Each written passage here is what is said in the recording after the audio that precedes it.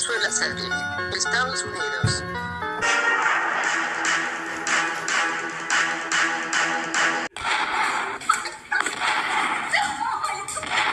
Kayo walang ligo ah. Nay! Nay! Nay! Nay! Ano? Maligo ka na. Iba na yung amoy mo. Maligo man ka din damit. Asas. Nasaan yung damit? Huwag mo ako nakasiyak. Naman mo. Kailan sa akbang. Lagi ka na. Lagi na nakamura. Karikot ka lang. Wante ka lang sila. Marami kitang damit. Damit ano? Dahil ko naman yung mga damit ni nanay.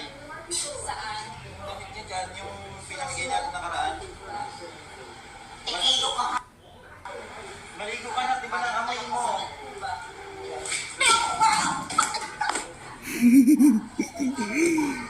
Pagkitahan ha? Kasi nga yung amoy ni Nay. Huwag mo ako kailan! Lumayas!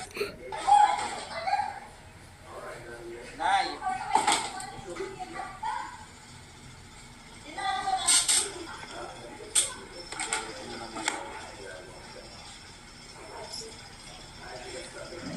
ay ka na Nay, may damit ka rito. Init ng ulo no? Malibig ka sa mga interview? Kailangan mo na siya ba? Kailangan niyo maligo kasi iba yung amoy niyo. Puro na lang kayo mura ha. Kailangan mo na lang. Nakabilis ko kung madali ko. Diba? Nagsagot? Mamaya maliligo na kayo ha. Ayun! Hindi na pwede yung ganyan. Pulis! 3 araw na kayo hindi naliligo. Wala ka. Makalasan ko sa inyo ko. 3 araw na kayo walang ligo ha. Tingnan mo si nanay yun. Ang sing-sing, puro ginaglutan mo. Dapat maligo. Ano ko yan? Pinanganak kayong may galit no. Puro kayo. Galit mo naman ako ito. Tapos hindi naman kayo nakain.